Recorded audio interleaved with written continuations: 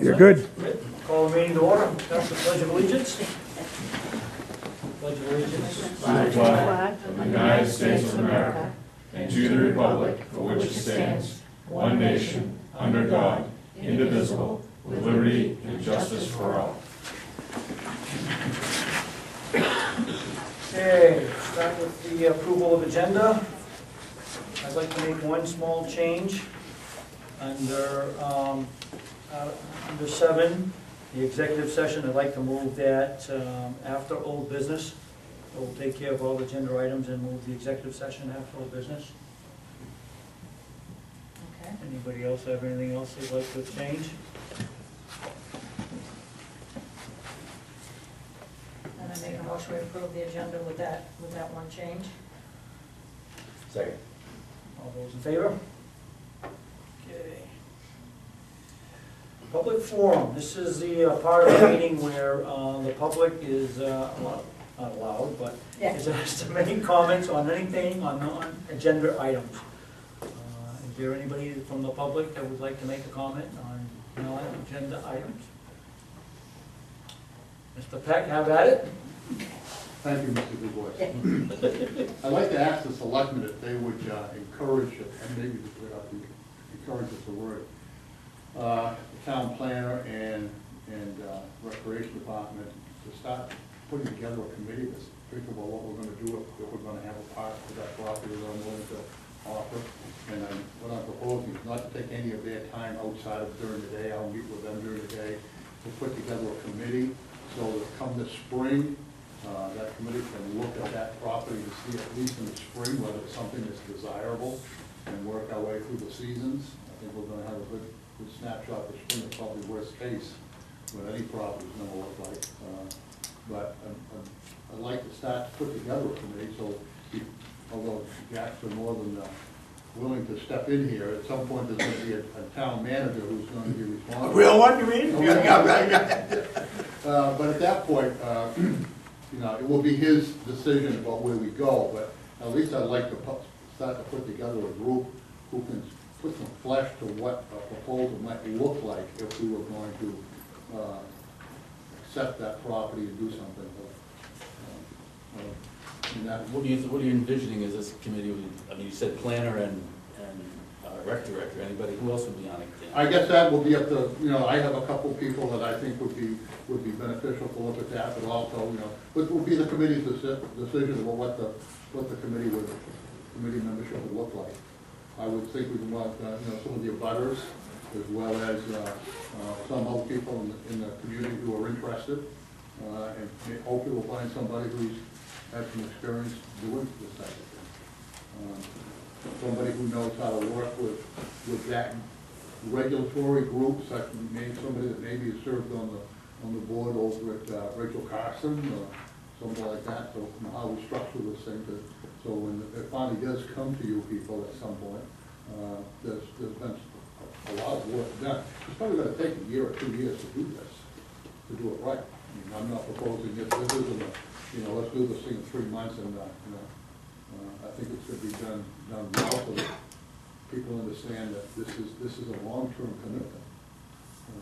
And if that's and what is that something that this board would is looking to 20, 30, 40 years down the road, not just a couple years down the road. Rather interesting because I added a little piece to the agenda tonight on manager's report, and because I've uncovered some projects, and that was actually one of them. I was going to ask you folks about because I do have a folder on my desk, and I spent some time talking to Tad about it, and I was going to look for some direction from you folks on what you thought should be the next step. That's what I called it. So you've accomplished that for me, and we can look at you folks now and say, what do you think the next step should be? Yeah, I'm not looking to take any of Tad's time outside of his regular duties. Okay, it'd be something I'll give up my time during the day, to bring in Jen, whatever, we can sit down and take a look at it and see if it's worthy from this, just from our small group we're going forward. If the three of us don't think it's worthy, then, you know, we'll always have that. I mean, we'll discuss it at the, when we get to the manager's report on what we want to do, we can go from there. Anybody else from the general public have any other comments they would like to make? None, we'll move. Next item, approved minutes of January 26, 2015.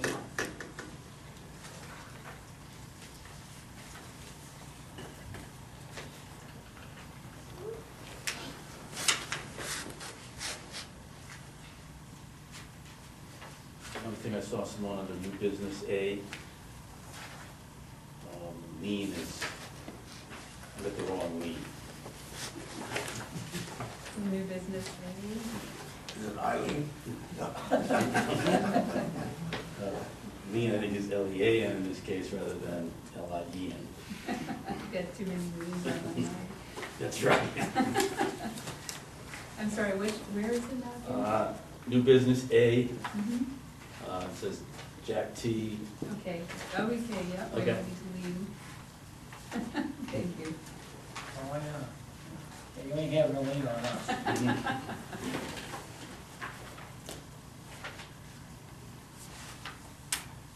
Anybody see anything else? Not, I'll entertain a motion to approve as amended. Second. A motion and a second, any more discussion? All those in favor? Committee and board reports. The planning board meets Thursday, 2/26 in Mildred Day School, here at 7 p.m. Bartlett Bridge public meeting is Tuesday, March 5th at 6 p.m. at the Kennebunk Town Office. There will be a joint meeting with the budget board Wednesday, 3/4, here at the library at 7 p.m. We can discuss the meeting schedule with the budget board chairman at that particular point. Is that the plan, Jack? Yeah. If I may, yeah. Yep. I sent Jack some proposed budget board meeting notices and dates, just to kind of having an agenda for those dates. I don't know if you would forward those on to the selectmen.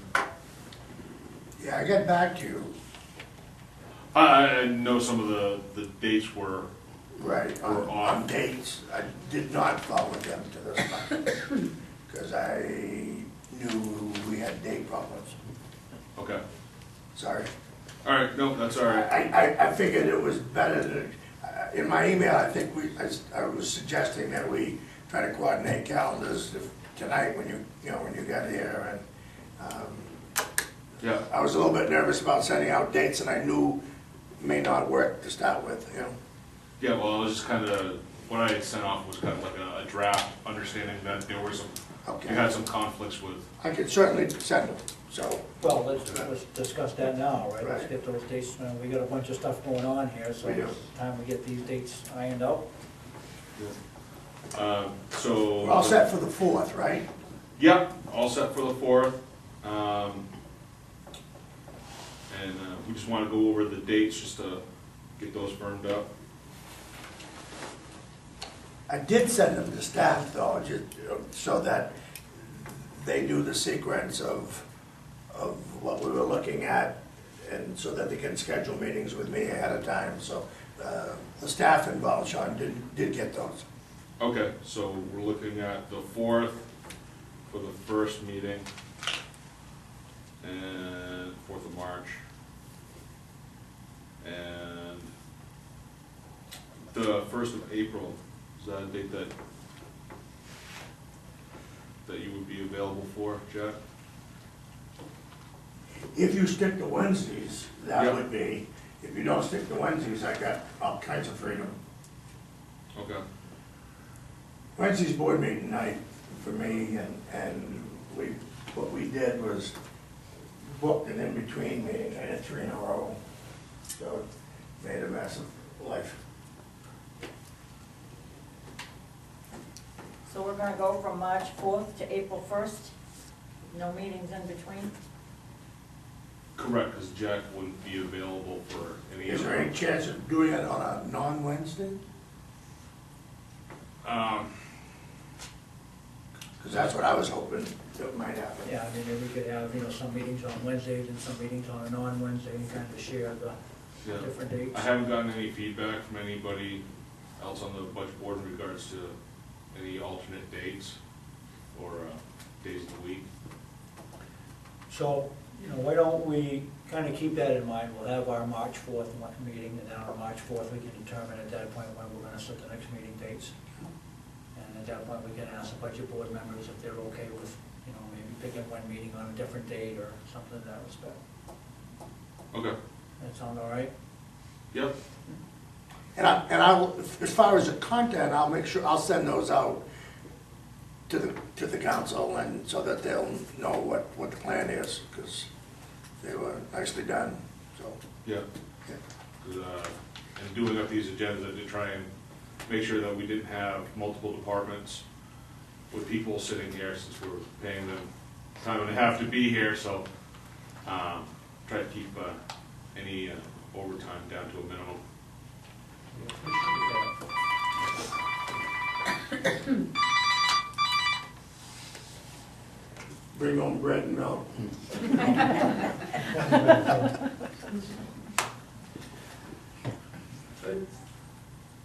So I guess I'll wrap things up, and we'll do March 4th, Yeah. and We'll do rec department that night. The sequence is rec department, public works, and fire is what we have lined up. yeah, Right, guys? for the Yeah. 4th, I have rec coming in, and then we do go over general government, town hall budgets. Maybe. Maybe. Okay. Then I was looking for the second date, date to be determined, then we bring in Public Works, and then go over Eastern Trail, Transfer Station, General Assistance, miscellaneous services. And then on the third date would be, for the joint meetings would be Fire Department and Rescue, and then any other remaining budgetary departments, if there were any questions or anything. So we'll kind of wrap things up on those third ones, on that third date. And then we, at that point, then we can split off. And budget board will meet and work on their recommendation, and the selectmen can work on theirs. On a normal, in years past, how many times a month have you guys met? This time of year, it's usually twice a week, twice a month. I think we want to make sure that we continue that. I mean, it's going to be crunch time here pretty soon, so. Exactly, that's why I was kind of hoping to get these, and working with the selectmen, help speed up the Yeah, process. and in doing that, we should have a budget ready sooner than what we've had in the past, I would tend to think. Excuse me one second. Sean, is there any reason why, subject to maybe request for information that might not be ready at a particular, any reason why we could not vote as boards to approve particular budgets and be done with it? Because I'm sure, over 3 meetings and then all of a sudden you're gonna vote on the entire budget at that point in time, is that what you're envisioning doing? Well, I was thinking about doing the 3 meetings, and then as a budget board, getting together for a 4th meeting, going over any additional, if there are any questions that budget board members had, work those out, get further answers from Jack, and then hopefully be able to do recommendations at that time. Want to do that together? Yeah, I mean, I'm just wondering why we're gonna separate out what difference, at that point in time, vote at the same information. I'm thinking we're gonna have consensus probably for 98% of the budgetary items they usually do. Yeah, No? yeah. So you- Go over any questions and answer them right there in a joint meeting. Yeah, That way that's we're fine. all on the same page. Yeah, that makes sense to me. One, just to bring you up to date a little bit, this is a little scary, but I haven't seen the budget, all right? I haven't, and the department heads haven't even met with the manager on the budget yet. Now, I've scheduled those for starting tomorrow, and with an awareness that hadn't been done, so I know Todd sort of roughed one out in his mind, and perhaps even on paper, but it was sort of an internal exercise rather than any kind of outreach involved.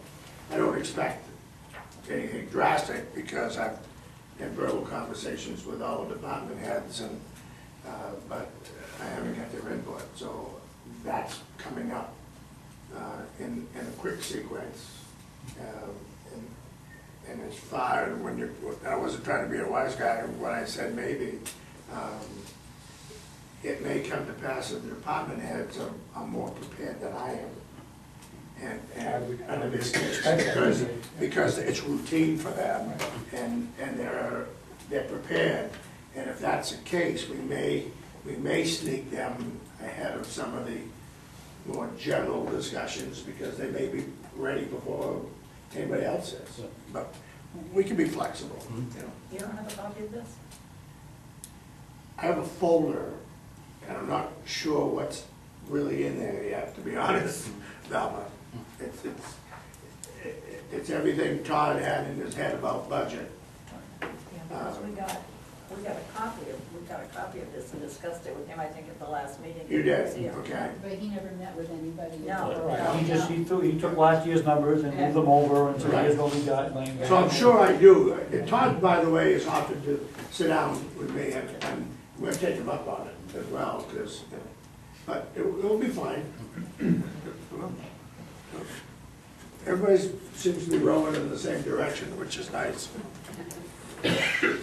So Tom, your thought process was, when we bring in these department heads, if we all agree at that particular point, we vote it right there and boom, next item? Yeah. I don't see why not. Yeah. It just seems to me if we've got consensus at that point, what do we have another meeting for? Yep. But as John said, if there's items that we need further information, well, we'll get further information and then we'll. Then we can come back, Right. we have to come back and relook at it.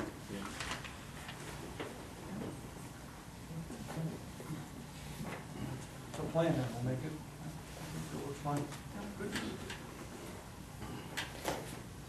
Okay, does anybody else have any other committee or board reports they'd like to submit? Managers report.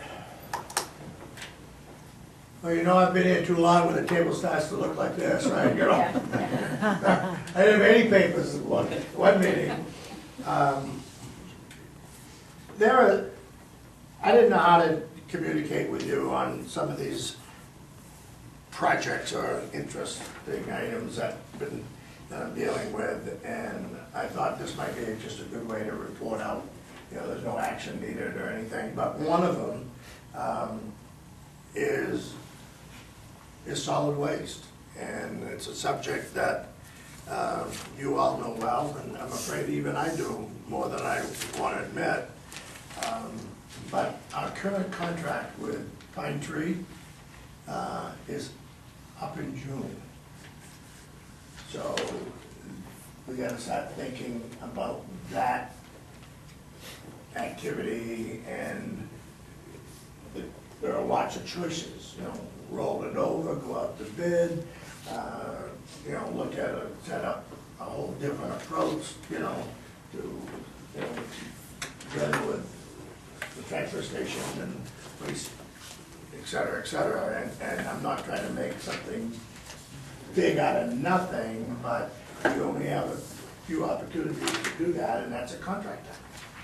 And we can talk more about that, and it could be even a workshop at some point if we want to take it to that level. The real issue is, I've been meeting with them on the subject of recycling. And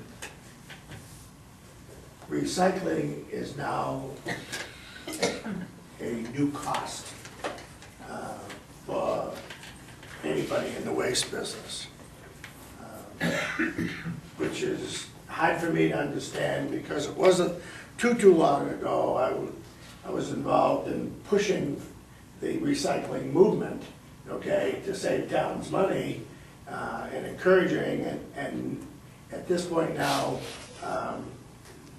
we're not too far away of having additional charges for recycling. And this took an education for me to fully understand why, but it makes sense if you start thinking about it.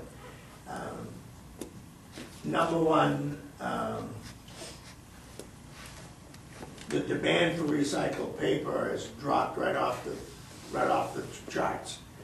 And that's primarily because the lack of interest in newspapers and the printed paper that typically use recycling, or recycled paper. So it's a supply and demand issue. There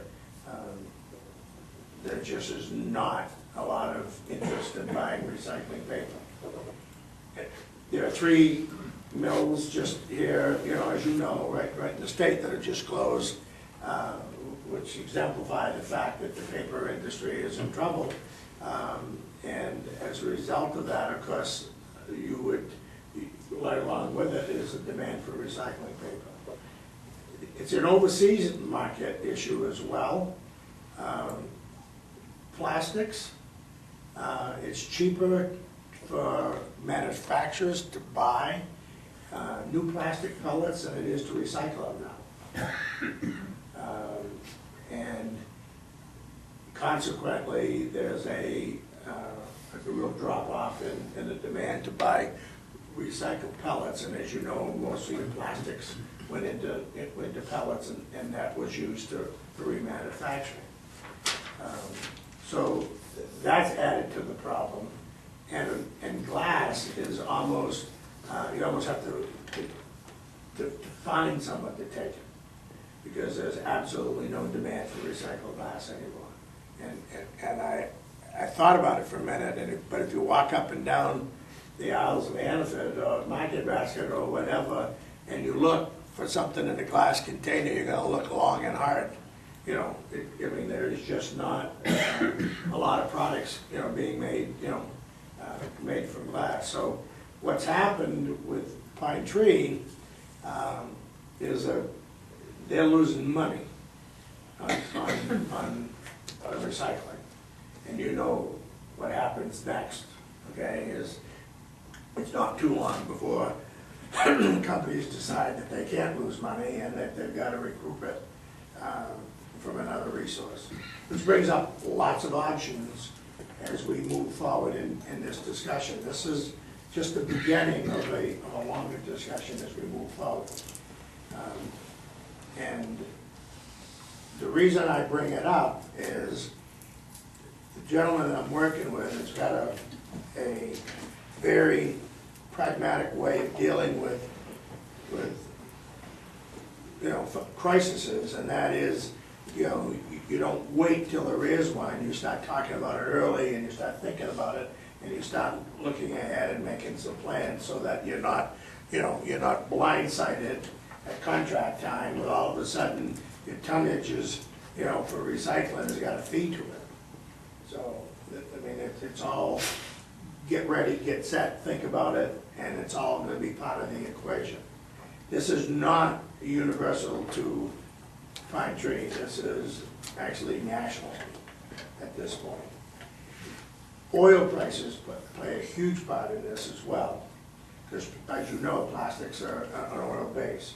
So if oil is down, the production of plastic is cheap, and they're cheaper, and there lies why you can buy new ones cheaper than recycled ones, because the recycling industry is fairly complex before you can actually have a product ready for market.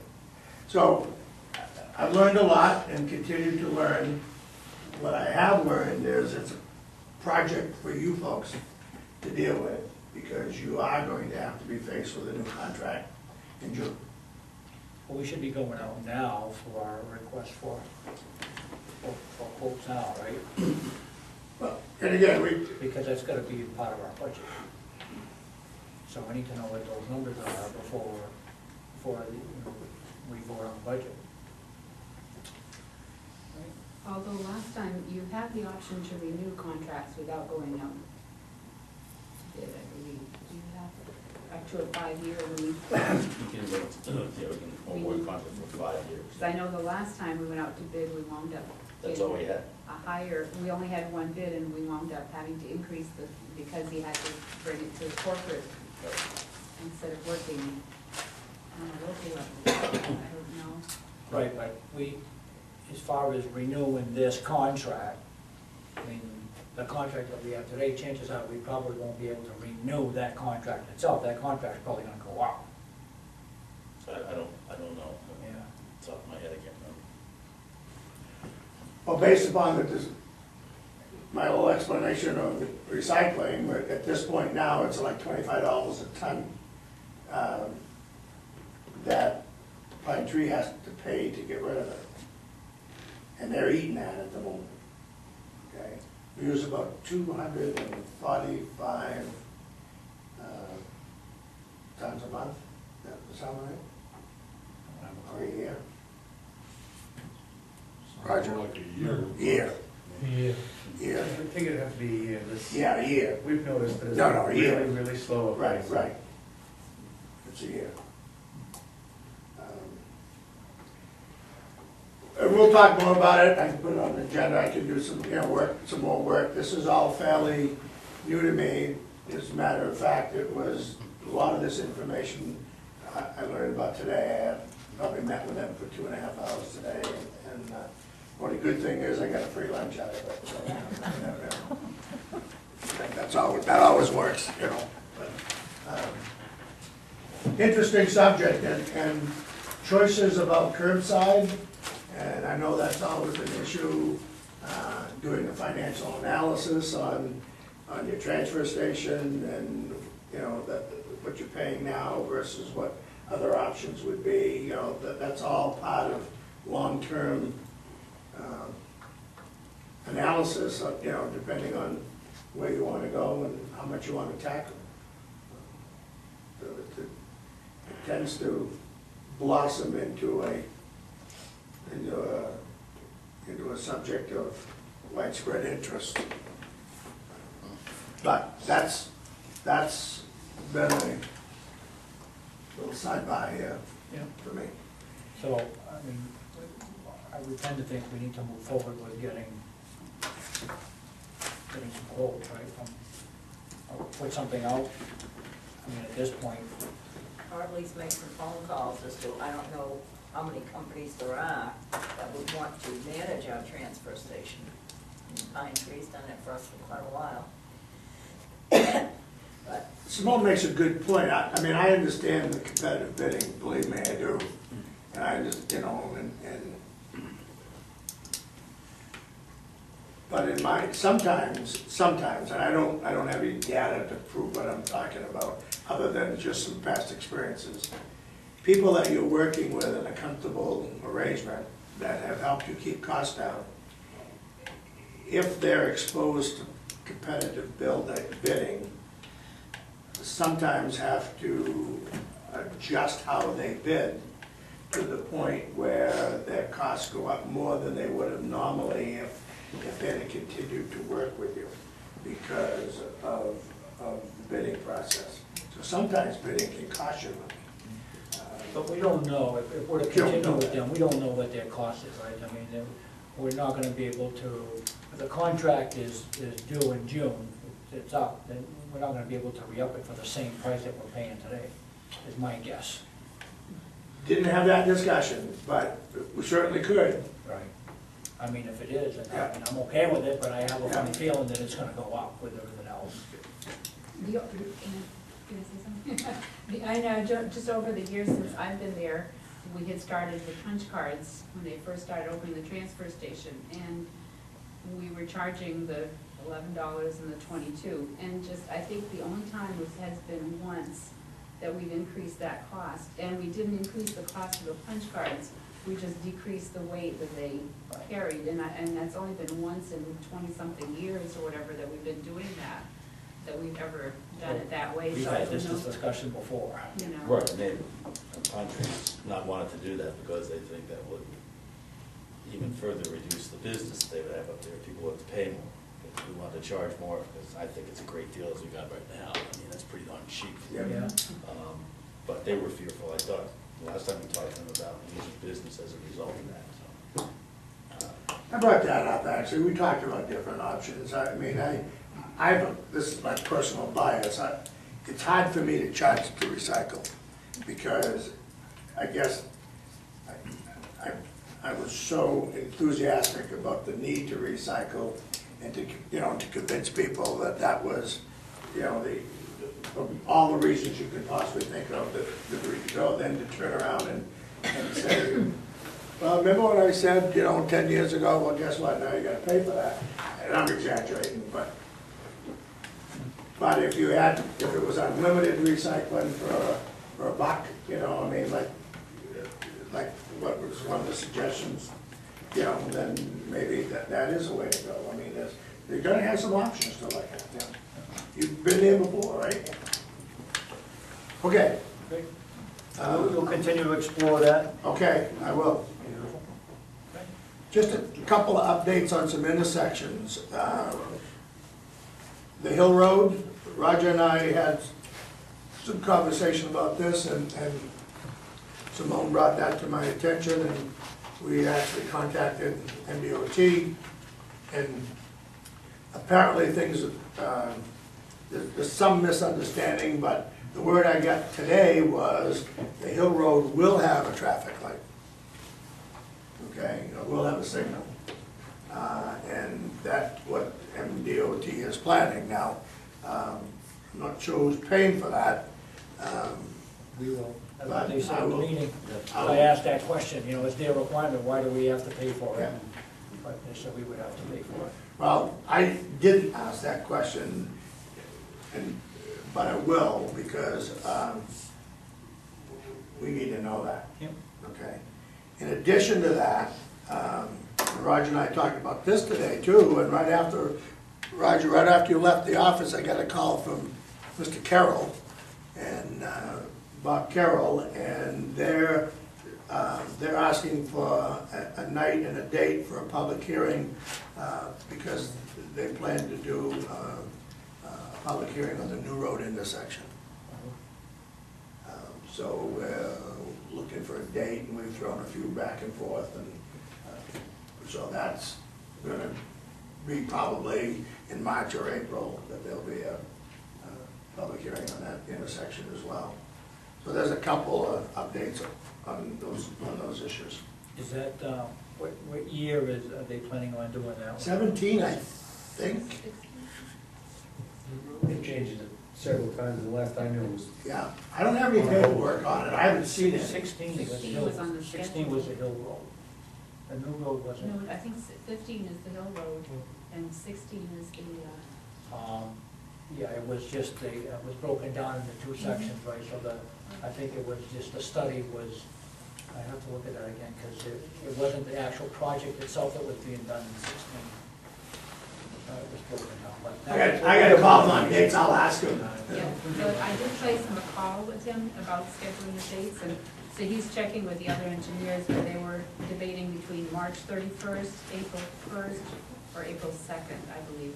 He had to check with the other engineers to Okay. see what would be a good date, and then we'll schedule the library All for right, it. so you talked to him more recent than I did, good, thank you. Ambulance purchase? You know, I was sitting here one night when you had a little discussion about that with Todd. Nothing has happened on that I know of, and On what now? I'm purchasing an ambulance. Oh, okay. And I still have that gigantus spec sheet that's out there, sitting on my desk, and I remember you said something about the possibility of looking into a demo. I made a note of that, and I guess I'm asking you, is that the direction you want me to look in? You know, to work with, I can work with the department, and we can move in that direction.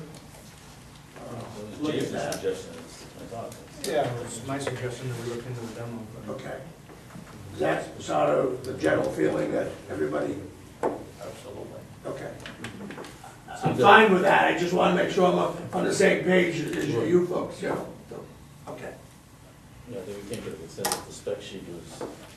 Very Yeah, specific. assuming the spec sheet matches what we really want and need, the demo would be fine, if it specs out properly. Or if it wouldn't be outrageous to add a few things to it, right? I mean, that's still a possibility. Is that a possible, Jason, with a demo? Yes. I mean, if you wanted part A or equipment A didn't have it, you could add it, right? Yes, okay. Yeah, the only thing that you can do is change Chassis. the box, you know, Yeah. the compartments and stuff. Okay. You can add equipment to it, but you can't change box sizes on a demo. You and I, the chief, can sit down and, Yeah. right, we can, good. Yeah, I just understood that this was very model and vehicle specific. In Very. other words, it was one model and one vehicle that this fit, and that was it. And we might have, You don't want to get tied to that. yeah, we might have some, be able to save some money with different, Okay. maybe a little different vehicles and still have everything we want. Well, it's in the to-do list, and I wanted to touch base with you on it before I, move forward. I ran into a little bit of a buzzsaw, and I got a call in to Todd, and maybe I'll get it answered tomorrow, but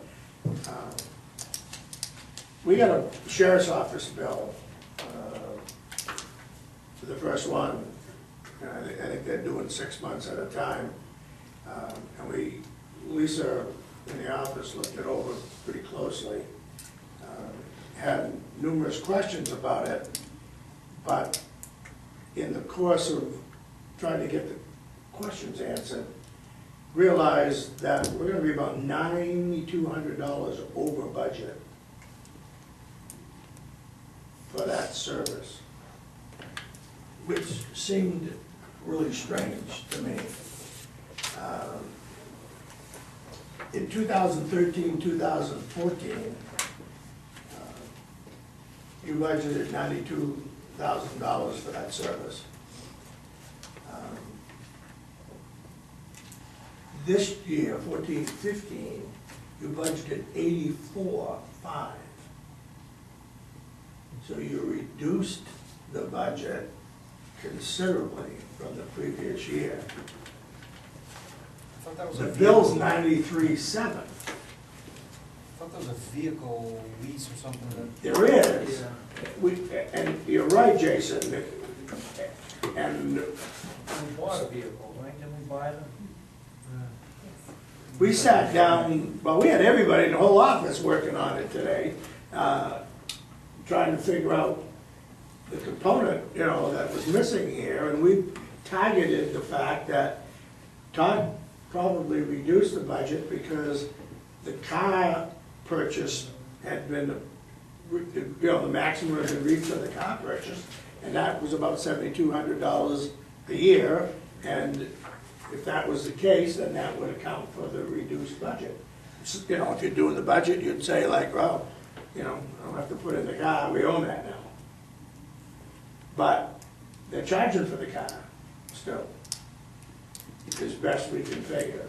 So I'm not pulling any panic buttons, but I got two plans, just so that you know. One, I'm gonna ask Todd about it in specific, and two, I'm gonna ask to meet with the sheriff.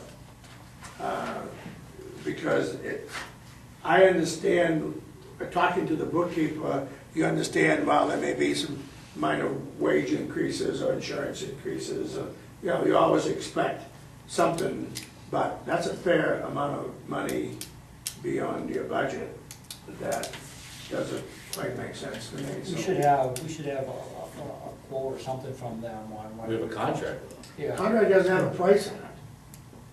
I have it It with me. doesn't have a price in it? No, They had like a spreadsheet type of thing that they would estimate on in the past years, but it's not in the contract as far as the set amount per year. No. all right. Well, Now, you're going down the right path. You're gonna check with Todd, and you're gonna check with yourself, and at this point. the bottom line, it needs an explanation Yeah. far greater than I'm comfortable with right now, that's for sure, so I'm sure we'll, Yeah, and then we'll obviously need that for going into the budget for this year, yeah. or next year, so. So we, you know, I thought that was made for an interesting conversation at least.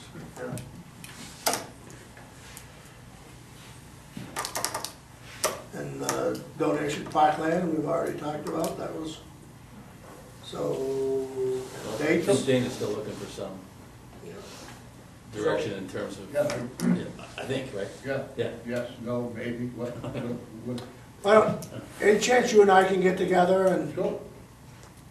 I think it makes sense if, yeah, for you, Todd, and Jen to, you know, spearhead this thing to begin with, and if it goes down the chute immediately, well, then, so, be it. But if there's promise, then we can go from there and see if we need more heads to get involved in that. maybe we could put a proposal together for you folks to look at, you know, a little more specific and with a number of people and, you know, the interest they may be, and then you can look at it and see if it's something you want to support. How the board feel about You're gonna that? talk, you're gonna talk to. I already have. Jen, Yeah, and give me. I haven't talked to Jen, but Okay, give me a call. we'll give you a call and Before the meeting. Yep. then we'll put something together for you folks to And look then at. come back to us and Yeah. we'll take a look at it, decide what we wanna do. That work all right for the rest of the board members? Thank you. Good. Thank you. I'm all set. Appreciate you. You had a thing here for building codes? Oh, I did.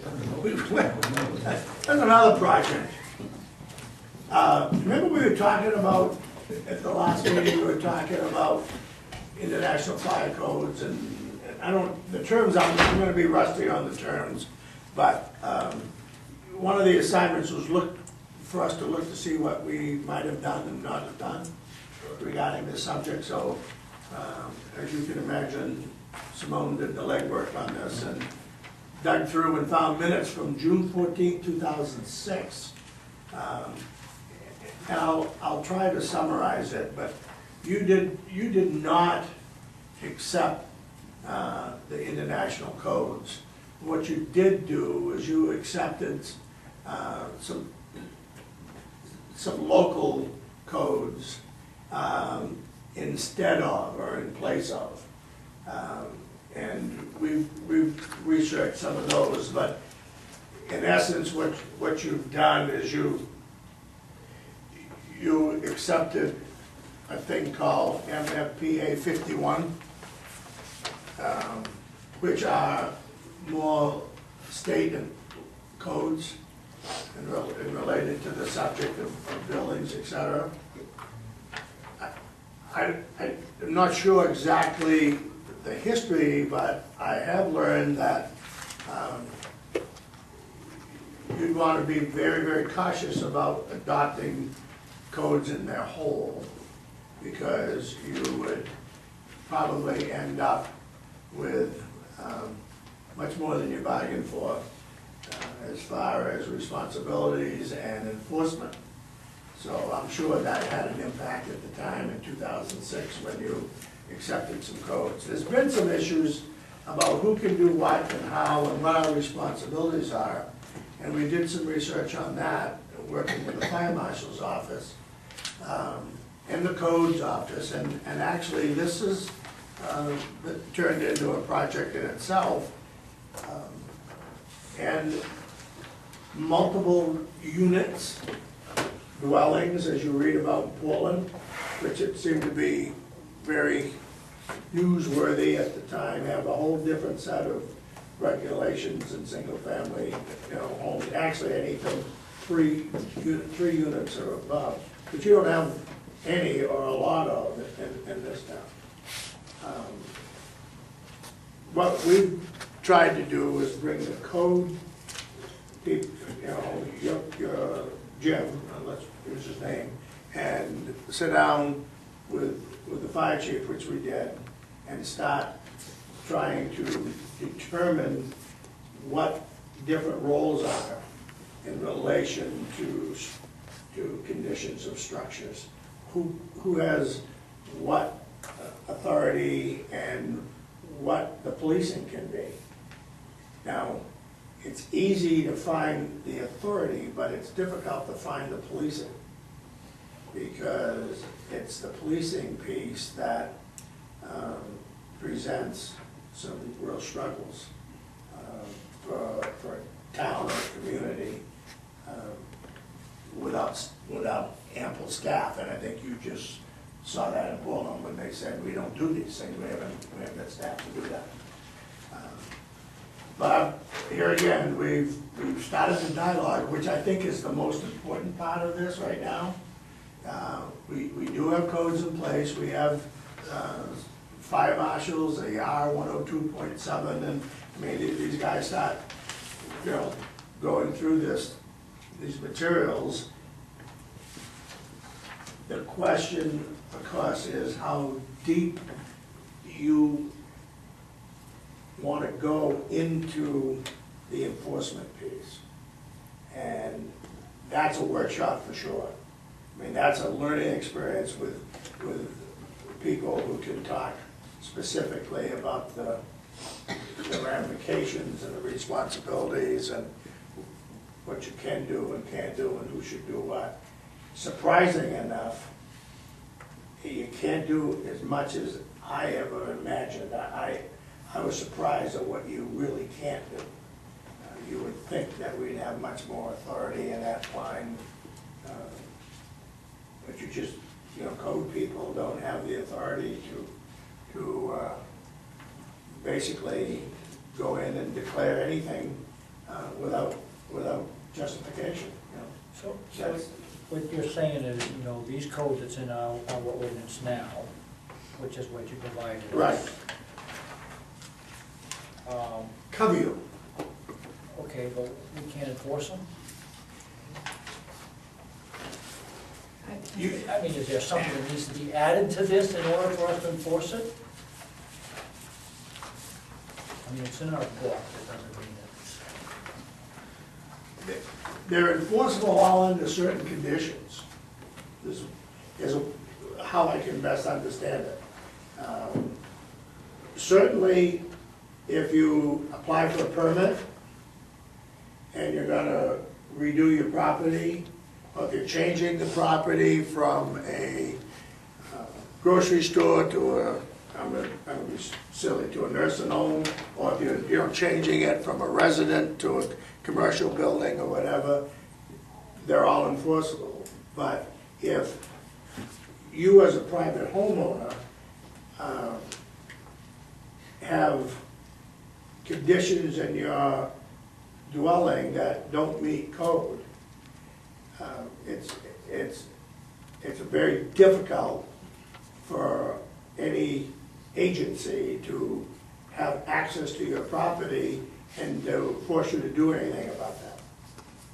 Because there's no structural reason for them to do that. So I always thought you could send somebody from your town out to do something about a piece of property, okay, that seemed to be terribly in violation, and that's not true. So really, these codes are more for if somebody is making some changes. That's right. They go to town hall, they get a permit, and they have to kind of follow these codes. This is not, these are really not enforceable if somebody happens to look at their neighbor and They're And there's enforceable. some with the fire marshal. They're enforceable. I mean, they specifically say they're enforceable under 30A, the enforcement Right. provision. But you don't have the immediate way to enforce. In other words, you can't go in and take. Can't just decide to go. Right, you're gonna have to go to court, you get the due process, all that sort of stuff, and, allow a judge to make a decision. The judge can make a variety of decisions, including, it's uninhabitable, or it's unsafe for somebody to be in there, but you're gonna have to, I think that's what Jack's saying, it's a difficult process to go through. It's not something you can address on-site or immediately thereafter, even though you think the situation demands that. So the town would have to document Well, through maybe the fire department Gotta prove or health or whatever, they would have to document that. That would have to go to our town attorney would have to go to a judge and say, we think this property is such and such, and the judge would have to look at it and the proof, and determine if that proof warranted. And Yeah. no So first ordinance, determine whether, we got to prove whether there's a violation. Yeah. Okay, under the ordinance, make that determination. And of course, the property owner, defendant in the case has got every opportunity to contest. and In no 24, ordinance in changes. 24 hours, by the way. Yes. Every 24 hours, you have to have a council meeting, Mm. or selectmen's meeting. And no ordinance changes can circumvent that process, right? Oh, they might be able to do I that. don't know, that's a good question. You might be able to do that. But you don't have the right to go on a person's property, even if you drive by and think the place needs to have, Not without their permission. without their permission. You have to go get a warrant. We went into that. We know that one, don't we, Dad? Yes, we do.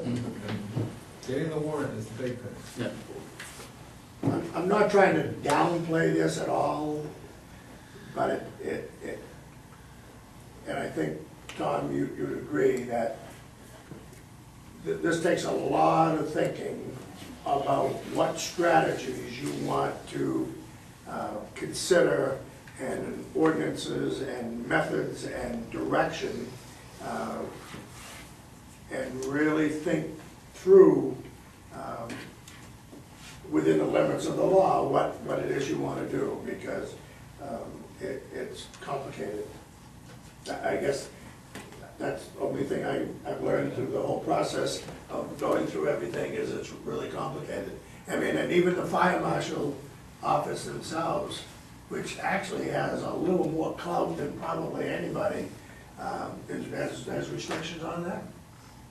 You know, but if you want more, we can bring in the troops and we can have a discussion in the future, yeah. Well, I mean, what's the board's feeling, how do you want to move forward with this? Does Jim think the codes need to be looked at, revised? We ought to be looking someplace else to, or does he think it's adequate we have? He thinks you've got the codes that you need in place, and that was done in 2006. Okay. At some point in 2006, somebody said, we have a void, and we need to fill that void. And we have two choices, we can go the national route, or we can go, and I'm just gonna simplify this, we can go the local route. And I think you folks kind of managed the local route so that you wouldn't buy the whole package of the national, code all at once. That's what I think, beyond using me as a middleman, I think it would be an exercise for you to have a review of that whole process sometime. I mean, you yourself know a fair amount about it, and I'm way beyond my skill set, I can tell you that right now. But if the fire department, in the case of, say, name don't call to a property, or even a business, an oil delivery person to deliver oil to a property, says that, reports that this property is a health hazard, or whatever, we have no rules, regulations, ordinance, nothing we can do about that. Unless somebody dies on the property, or unless there's the roof falls in, or, the structure's unsafe, but if it's a health hazard, there's nothing we can do about that. if it's a code violation, you then just gotta go through the It's process. gotta go through a process. If you wanna do that. Yeah. And it's a long, Yeah. it's a long process. I would never say Gotta go this, through- I'd never say there's nothing you can do. I think that, I think you have to say, you're opening the big bureaucratic mechanism of dealing with numerous agencies and numerous court environments. Would that be right? Yeah, and you get, the argument is, trying to protect people from themselves. I mean, they wanna live, what do you do about that now? There's other people that are being impacted, like when you got rental units, that's something else. It's you. I shouldn't bring this up, I'll put my other hat on for a minute. If there are kids involved, you got the environment and the situation changes a little, because most town employees are mandatory reporters. So if you got children involved, you at least dial that number, you know. Then it becomes DHHS's issue. Right, but that's another avenue, you know.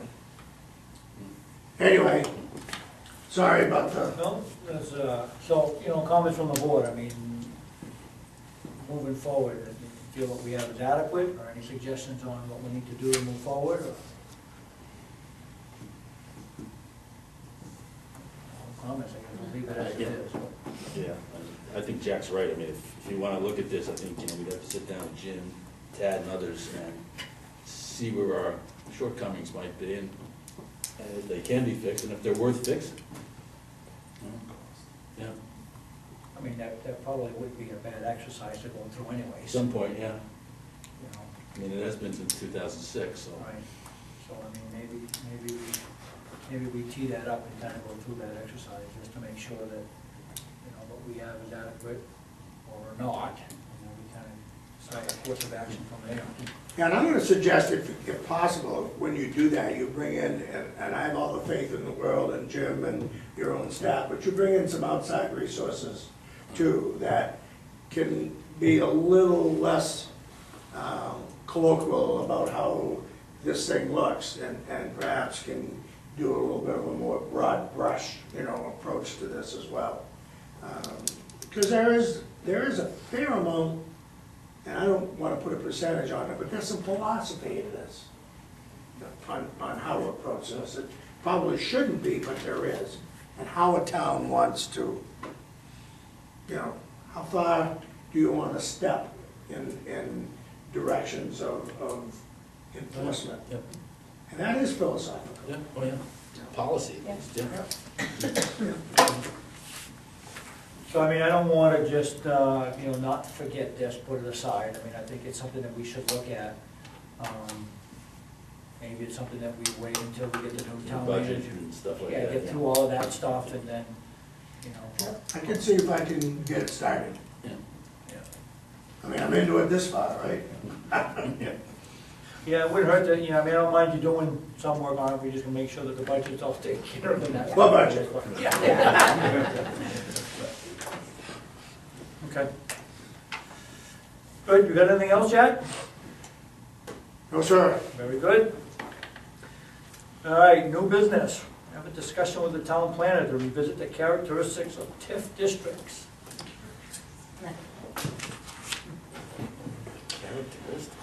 Well, here's what Intriguing. I thought would be worthwhile for, once again, I picked up a lot of knowledge on the two TIFs that you had, and one of them, this is what I will call the CMP TIF, for lack of other term. There's a more, the energy one TIF, but has some required activities that go along with it, and purchases, and we've reached a point in that TIF where we gotta start thinking about managing it. And as Tad explained to me, I said, gee, Tad, it'd probably be a good thing to just kind of review with the selectmen where you are right now in that TIF, because that TIF is actually got an action plan with it. So I said to Ted, maybe you could kind of give everybody a quick review of where we are. Thank you. We'll start with the CMP tip, because that's the one that's somewhat time sensitive right now. You may recall that the CMP TIF is dedicated to provide monies and equipment, monies to buy equipment for the fire department that are basically wildland oriented, or technically for the purposes of ensuring that the CMP corridor is well protected, both in terms of fire and hazard mitigation, as well as rescue in the event that citizens get injured out on the corridor. As we know, people do use it for hunting, for ATV and snowmobile.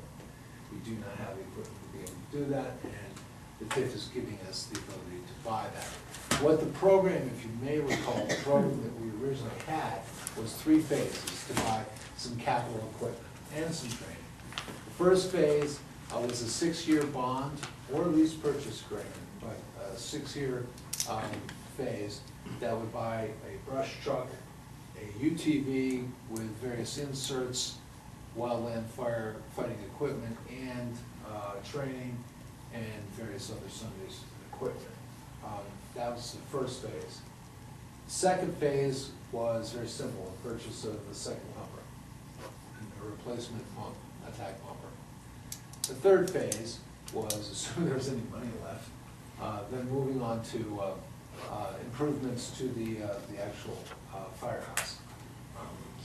Potentially a new bay, or at least some additional equipment, meeting space, things that we could associate with the wildland firefighting program. You know, the problem with this is we've got moving targets in that these capital equipments appreciate in cost. There's a great inflation factor in these. Sometimes it's 3%, sometimes it's 5% a year. This is a 30-year TIF, so costs that we're projecting right now could increase substantially by the time we reach near the end of this TIF. But good news, you know, is that our projections that are based on last year, as you recall, are holding pretty well in terms of prices. But the big thing was that the conservative amount of money that we had projected receiving from the improvements they did to the TIF corridor actually exceeded our original projections. So we have a little bit more money to work with than we did before. In fact, it could be substantial. There's still some fine tuning we're doing to it. But the fact is, if we're going to do this program, we've got to start with these phases. And phase 1's got to be implemented actually this year, in this fiscal year. We've got to start implementing it, and that would mean either doing a lease purchase or doing a bond for the UTV and its equipment, and also the brush truck. Now, the chief and deputy chief have already done some preliminary specking on this to get some costs associated, and prices came up a little bit higher than we expected. But as I said, the revenue was a little bit better than we expected. So I can hand this out really quickly here. This first table will terrify you. These are the projected revenues that we're going to get from the TIF district over the period of the TIF. Now, it's steady state after this year, because we don't know what's going to happen in terms of valuation. We don't know what the valuation may increase. CMP assures me they never depreciate. So we've got it level all the way through the entire period. And you can see we're projecting at about $47,000 a year that will be dedicated to this. That's on page 1. And when you go to page 2, you'll see that there's the schedule of purchases for this first phase, which basically shows a brush truck, the proposed UTV, which is the Polaris Ranger. It's got its all-season tracks, so it can be used in the winter time, a trailer to get it around. And we had originally spec'd a wildland fire skid and an EMS skid The chief is not really crazy about the wildland fire suit because it adds a lot of weight, makes it unbalanced, and it really doesn't provide much in the way of firefighting, but it can get personnel to the scene, which is its primary purpose. Also, wildland fire equipment, we had put in a figure for that. As it stands, we originally budgeted $151,000 for that. What it's come in at is about $210,000. That's the bad news, so we're already, 60,000 over what we were originally looking at. But the good news is if you go to the next page and look at what there's a projection for the main bond bank. If we were to bond this for the 6-year period, that full amount, actually, I have actually a larger amount, I built in some other costs in there.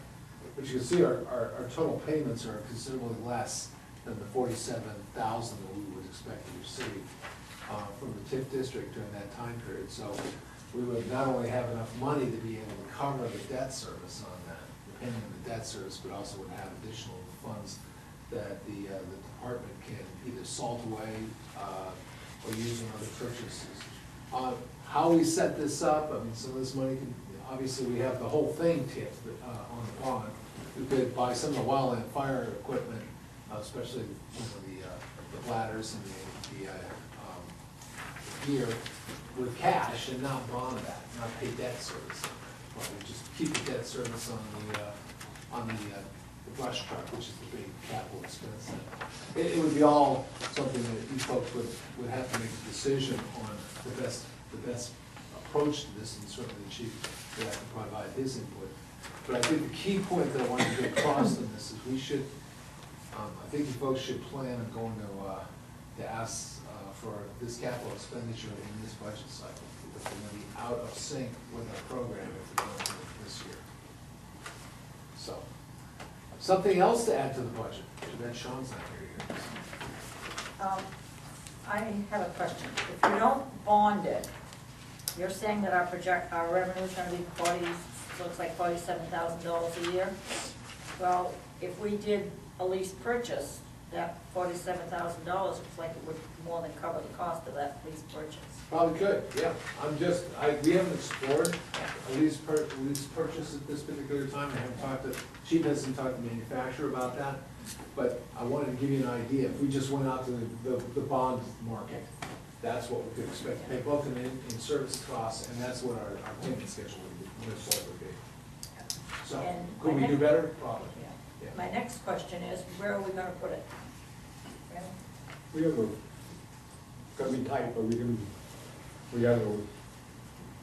Before we start on any building project? Yeah, because by buying a new brush truck and the UTV, the old brush truck will be, I'd like to keep it as an antique parade piece, but I understand that, you hate to keep something when you say it's no good, you gotta replace it.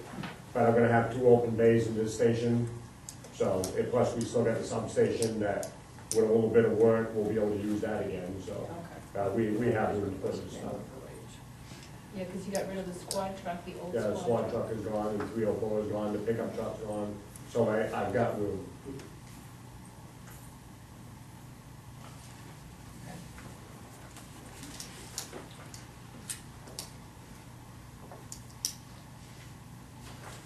Again, the purpose was to kind of reacquaint you with the subject and not spring all these new little projects on you all at once, yeah.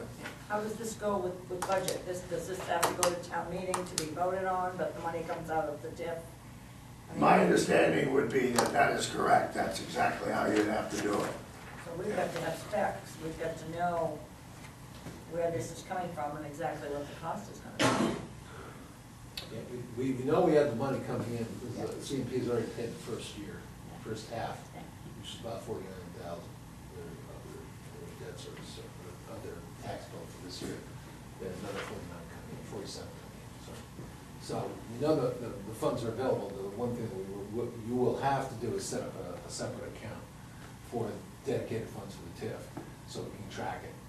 Because if we're ever asked, and we're we're not asked right now, but if we're ever asked to account for it by the state, then we can give an accounting of how we're using these TIP monies for the program that is specified, and what's happened with whatever remainder of what is left. It would not be in your general fund, it would, you know, it would Where be is it Yeah, now? it should already be one set up, right, because we There's received not one money. set up. Yeah, because we've already gotten some money from last year, should have been allocated to it, but it was not. So, we're gonna need to do it this year. If you look at the table, last year we should have put 6,000 away. yeah. We- You don't That know, can be but done. We do, we found that out today, actually. We'll make that. try to rectify that. Yeah. That's that TIF, I'm sorry. So what we need to think about, two things, I guess, or three things, is in the budget, we have to account for whatever the payments, annual payment's gonna be, Right. whether it's bond or lease purchase, which we need to find out. So we're gonna have to approve for that from the citizenry at town meeting, right? And then you gotta spec this thing out so we know how much it's gonna cost and those types of things. Yeah. Okay, and, Separate account. mhm. Now, can that be an interest-bearing account? Does that have to be a checking account? No. There's That they no, don't there's no specify? restriction on that. No, I don't You can believe it. find anything that pays interest, sure. Yeah, right. That's right. No, because you have a sweep account, your sweep account Yeah. can, member can push money into it. So I guess we'd have to get the town also to approve either the bond or the lease purchase as well. Right. Yeah. So I guess the first step is to spec it out and find out exactly what it is you guys need, or want, I should say. Well, the chief and the deputy chief have already done that too, it's great, but they've talked to They're taking a couple step. manufacturers, but they, you know, they gotta put out the spec on it. Yeah, and to Velma's point, you know, I mean, we should, absolutely should look at a lease purchase and get all the information on that. Yeah, because it certainly would probably save us some debt service. Did you get rates 1.13, 1.4? That's pretty good. That's pretty darn good. You know, That's the you current. throw in a new van bond for me, bank. would you? Yeah, yeah. I know, maybe municipal bond bank. Yeah, I don't know whether you're gonna beat that with lease purchase, I mean, but, don't harm Give it a looking. shot. Give it a shot. Do you want to talk, you need to talk about the other one? Or are you gonna talk about that? Sure, you're on a roll. Okay, well, you probably all have received a copy from DECD that on February 2nd, they approved they finally approved the seasonal cottage TIF district with conditions. Yeah. The CMP one, it doesn't have conditions, this one does have conditions. The conditions, you know, are not really bad. The first condition was that, very simply put, that, well, I could just read it, that we have to report on a pro forma basis, just like we did with our exhibit in the document. We have to report on our actual up-to-date financing and what our captured value is for the first 3 years of this project, for the first 3 years of this TIF. And very simply put, we have to document what the existing value is and what the value we realized in each successive year is, and we have to report that to DECD. And this is not unusual, because actually you used to have to, with TIF districts, you had to do that every year. And they dropped that requirement years ago, so this is only for 3 years, and it's not that. Basically, it's for them to ensure that, you know, we are following their procedures. Who would do that? Beg your pardon? Who would do that? Oh, Is that a gosh, job of the town manager, or Lisa, or you, or who would put those figures Oh, it's together? the town manager. Yeah, yeah. Who? Who would do that? Yeah, that would be, it'd be a staff. It would- Yeah. What we would do is, it would be the assessor and me and Lisa, and then we Beth. give the, and Beth, excuse me, Yeah. yeah, Beth, the assessor, and the town manager would sign. So basically, it's just a reporting of what, you know, what the original value was, which we know, How and much then they've what was done. stood up each year and what the value of that is. What's interesting is that it's gonna get more complex, and thank goodness they only did it for 3 years, because as these units become condoized, they're individual owners, so you gotta do each unit. Oh, yeah. Yeah, thank goodness they're only making us do that for 3 years. Otherwise, it's a huge printout. So that's the first condition. The second condition is one that you'll enjoy, that for all those folks who are concerned about some of our language changes we made in the zoning ordinance about extending the service period in which occupancy can occur at these units, it basically says that if at any time these units cease to be limited to seasonal use, we lose the TIF. TIF is immediately canceled. So there's a huge penalty for the town that the state's put on this in the event that we were to allow this to drift into a year-round use. So, We had discussed that, I think, when we were talking about the TIF, it has to always, as long as it's a TIF, it has to remain seasonal. Seasonal, right? right, and we actually wrote it that way in the document, but the state has just codified it for us. Just one more thing, so we would lose out on all that protected revenue, and actually probably lose the project if we were to let that happen, so. They know we changed the definition. Yes, they were there. Okay, They were there, all right, just, yes. that's seasonal. They understand Okay. it's seasonal, they also have a copy of the approval, knowing that they'll lose that revenue stream Just as long as. if it ever flips. I've been working with Shannon, Right. the attorney on Yeah. that. She's been very helpful, Yeah, yeah. very helpful. So when is that ready for us to finally sign? Is that finally? It's done. By everybody? It's done. It's all- Todd did it. Todd signed the CEA, Okay. the credit enhancement agreement, which you folks approved, and it's rock and roll now. And in fact, they're out there trying to last. I read through your minutes, and the minutes said that Todd could sign it if there was no substantial changes. I called Shannon from Bernstein Insurance just to make sure that that was a comfort level, and it was fine. So that's another TIF account we have to set up, to put that capital Yes. value into that account also. Oh, also, they also codified the program, the economic development program, so we'll have to probably modify it if we want to change it. Yeah, they Weren't these some of the one things that we had discussions on that, Yes. Yeah. yeah. that I didn't like?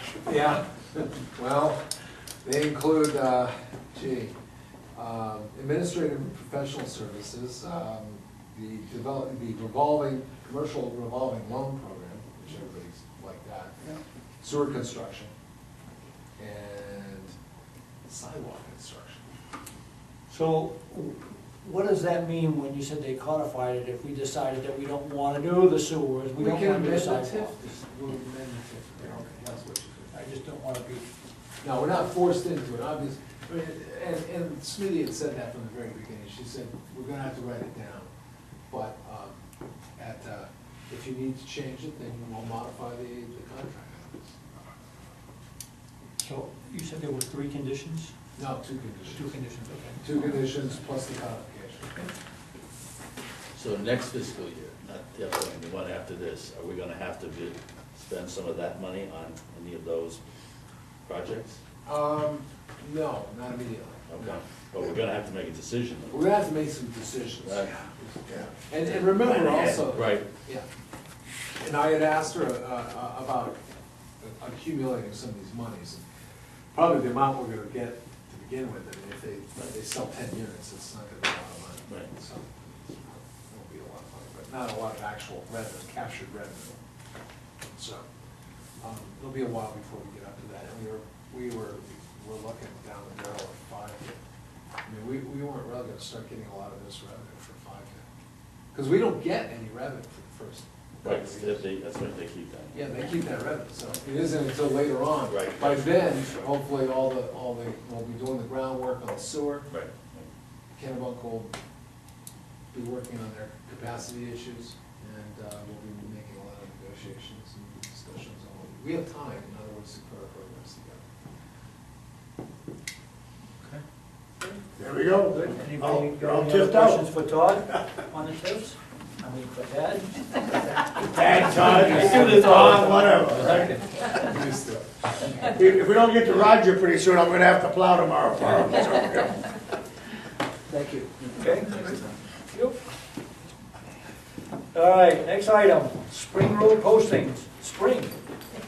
Spring? Yeah. Roger, you know something we don't know? By the way, it's about 12 below right now.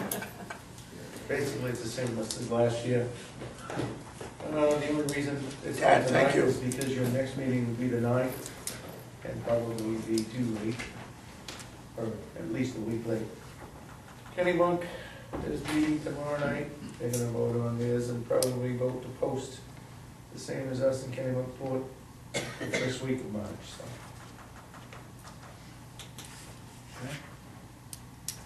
If you want a specific date, anytime next week is fine with me, that's up to you. The posters are, I brought one, if anybody wants to see it, just to refresh their memory. It's not the kiss of death, everybody sees them and says, oh my God, the road's posted, but if it's 32 degrees or colder and there's no water showing, you are legal to truck. It's a temperature sensitive thing, and the way things are going, I don't think I'll have to worry about it for a while. Yeah, but during a day like today, if you were driving down the river road, any snow that was in the road, there was just enough sun to melt it, so you've got water showing. Says both conditions must be met. Okay. Yeah, because it wasn't 32. No, not close. Yeah.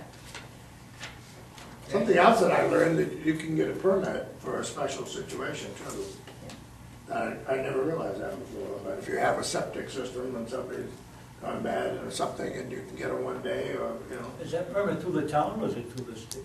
Town. Through the town? Yeah. So there is a crisis management plan that you can use if you need it.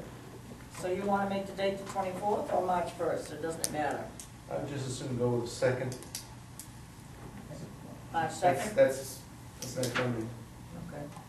I'll make a motion on that. I make a motion that we approve these road postings as of March 2nd. Have a second? Have a second? Any further discussion? All those in favor? Is Phil abstain, or did you want to abstain, Phil, or? George waiting. Yeah. While Roger's here, I think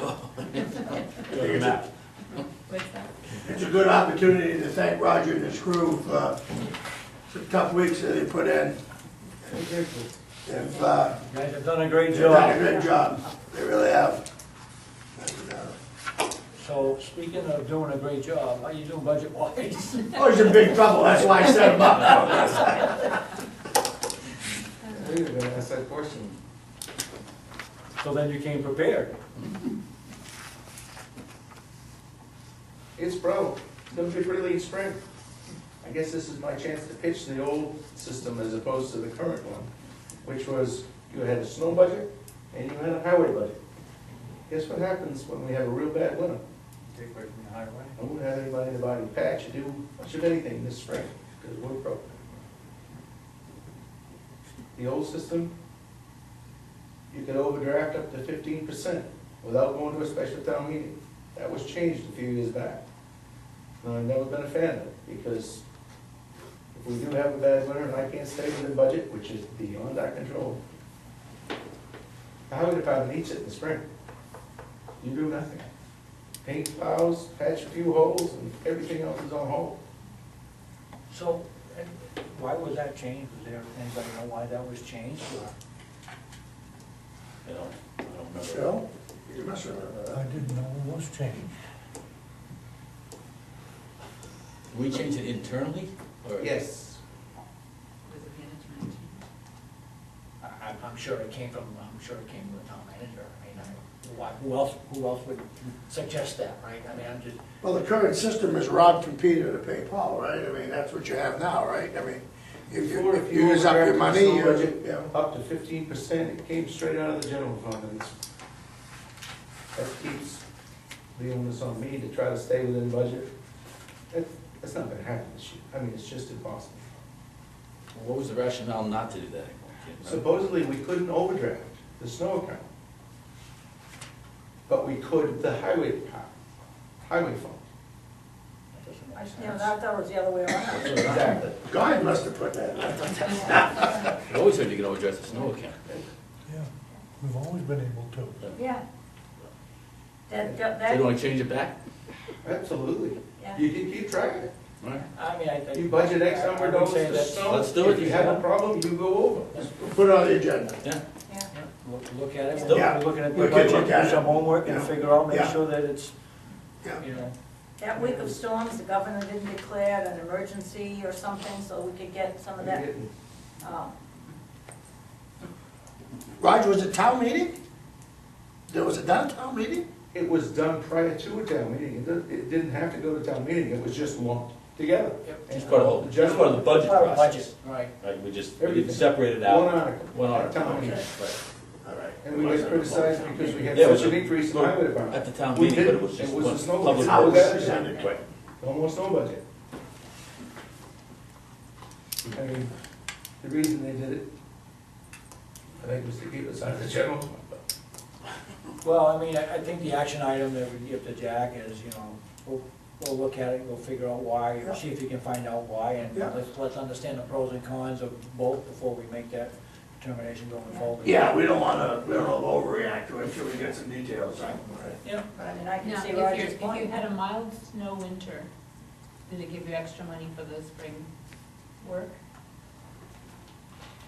That was always the problem, as far as saying, okay, this is X number of dollars and X, this week through 1st of December through March 31st was always considered the snow budget time.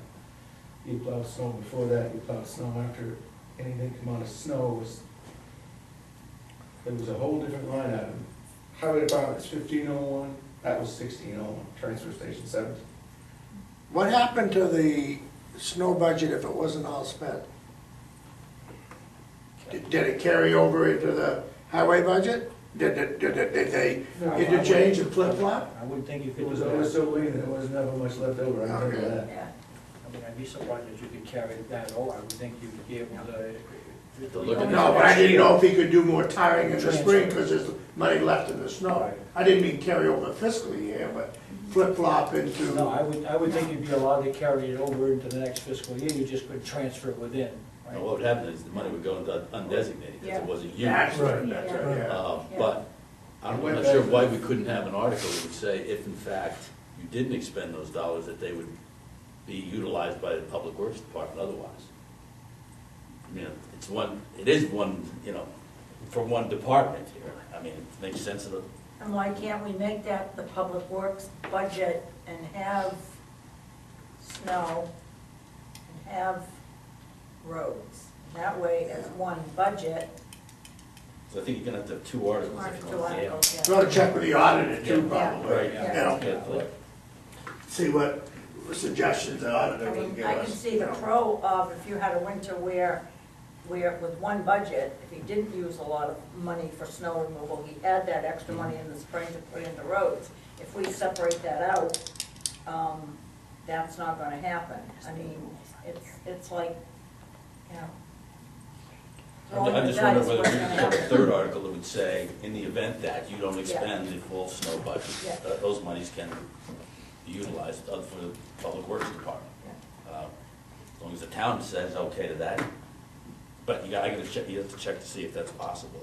From Yeah. the auditor's standpoint. It's called creative finance. Yeah. Yeah. Okay, good. See, Raj, it was worth it, sitting there all this time, right? Okay. Comstar ambulance building recommendation. I don't know what to do with this, to be perfectly honest with you. I think, I had a brief discussion with it, with the chief about it. It's, in essence, it's called setting the rates for ambulance service. Comstar is your billing agent. They present to you their suggestions. You have not followed their suggestions in the past. We might consider tabling this and having the chief come maybe and giving a recommendation of some type for you to consider, but it's an exercise to set the ambulance rates. And you are not charging anywhere near what the company is. So these current rates are our current rates, is that what you're saying? Third column? Third column is your current rate. Those are our current rates. Right. Okay. So we're charging.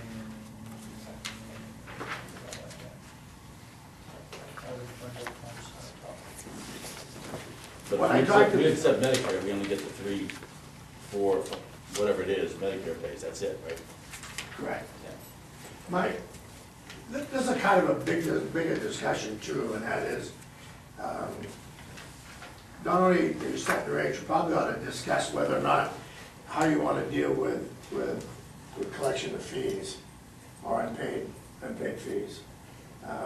Apparently, you don't have a real procedure at this point. I thought we just I thought they adopted did, it. You don't go to collection agency, Through We have a Comstar we building. do. through them only, right? Yeah, Yeah. they take care of everything. Okay? Well, we had this discussion. There's been last significant year. improvement too, I think, Yeah. over the years with collections. And for a while there, it was really terrible.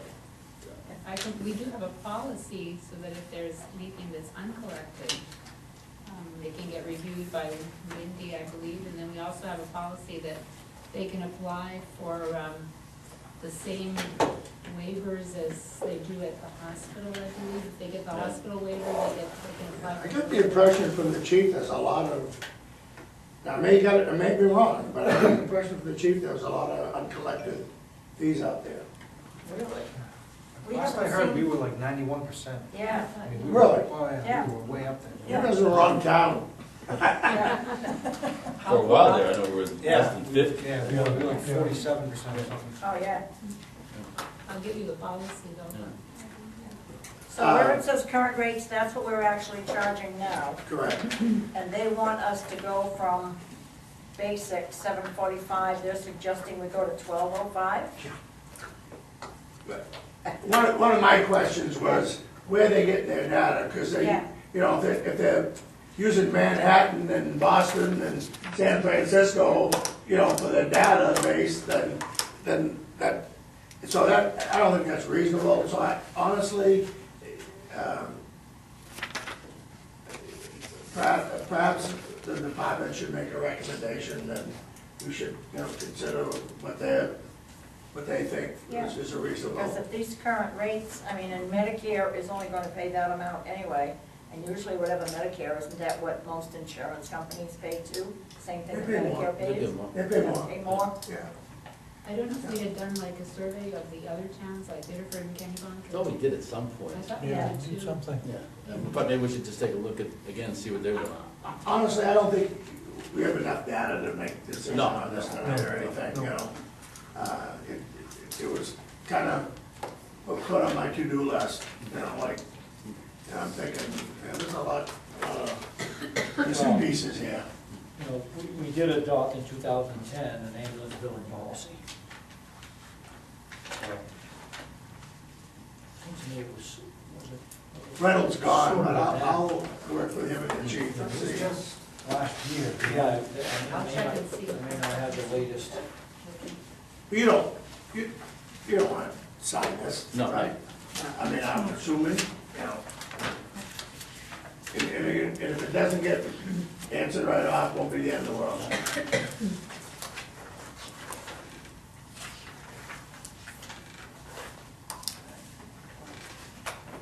I can't think, I don't think this, it seems to me we've done this not too long We ago. did something besides. I remember Comstar gave us a bundle. And that was our, last year, our rates increased because Comstar bundled. Chief, Jason, do you think you're at 91? I know we're up there. Good. I must have misunderstood, because we had a collection agency talk and the whole ball of wax, but I must have been on another planet when I had that discussion, so. I can pull the last couple of years' policies and stuff. Yeah, I remember we had Dave Lane in here, and we, I almost say we had a rep from Comstar. Lots of, or somebody. It's, and then he put us through that three-part process where they, if you didn't pay your bill, they mailed a letter. If you didn't pay that bill, they mailed another letter. Right. Then it went to a collections agency through Comstar. I believe so. And he proved to us that it doubled our collection rate. Sure. Does the chief know that it goes to a collector agency? I'll ask him. I'll ask him. Should. That's the problem, walking in the middle of something, you know, you go like, okay. I just assumed you didn't want me to sign it, so. All right, review and sign accounts payable warrant. So move. Second. Those in favor? Motion carries. So let's jump into old business to go over 2013 tax foreclosure update. This is basically, the spreadsheet you have is what we got back from the town attorney, and basically the mortgage holders were no different, and the only different was the one, account number 38. They found that not only were they the mortgage holder, but at some point in September, they were conveyed the deed. So if that's okay, I will reissue, or, you know, we will as the treasurer reissue another 30 to 45 day notice, as the new owners of record were not established at the time of the notice in January. And in December, when we sent it out, we'll just resend the notice and start that one over again, see if they'll pay that. But other than that, the others, I don't know if we need to start any other types of procedure with the town attorney as far as notices or anything like that, or probably notify our insurance agency to let them know that we might have some properties that People are living in.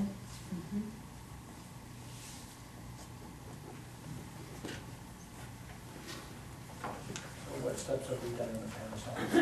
I believe in the past, I'm not sure, I'd have to check and see with Leah whether they started like notices of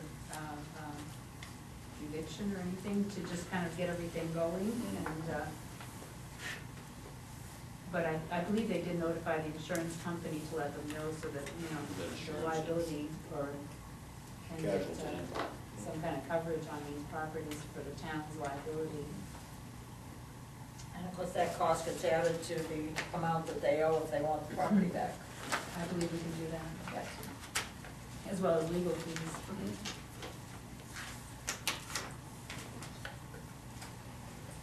So we'll resend that one out, and then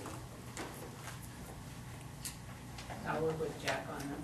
Yes, in the process. Properties that people are living in, we're gonna have to find out, do something.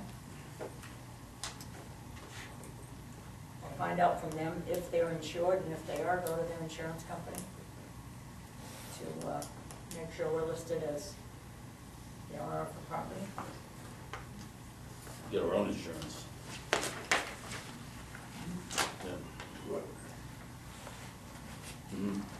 We're now the owners. Yeah. Okay, anything else from us on that? Okay. So before we go into executive session, under other business, and Jack, I will forward that information, some emails to you, but there's been some emails going on, you were part of it, between Patrick Schrader and guy from the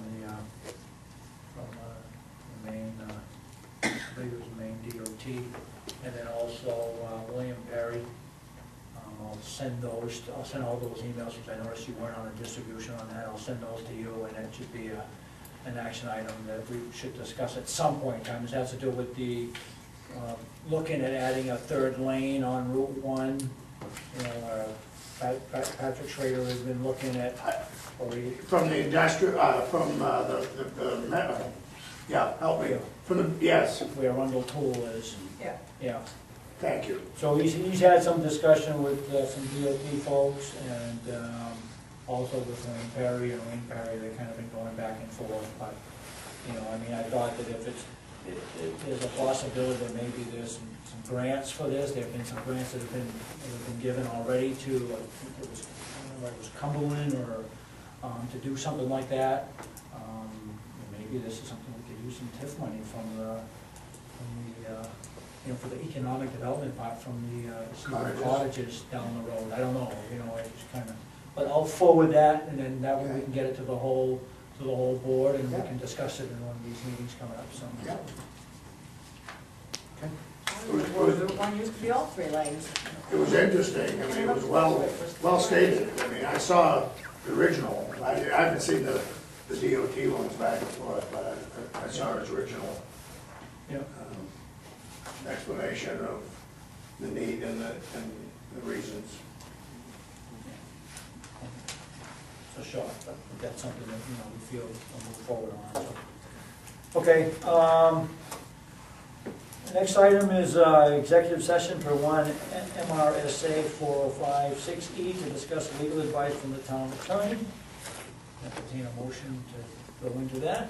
So moved at 8:40. Second. Second. All those in favor? Okay. Tomorrow as far as, Let me just stand by that. It's off.